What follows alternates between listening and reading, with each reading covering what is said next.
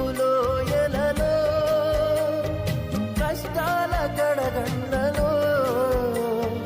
గడలేని గడలిలో నిరాశ నిస్పృహలో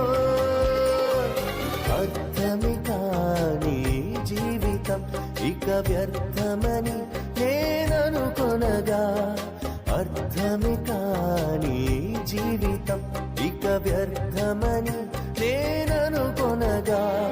కృపా కనికరము గల దేవా నా కష్టాల కడలిని దాటించితివి కృపా కనికరము గల దేవా నా కష్టాల కడలిని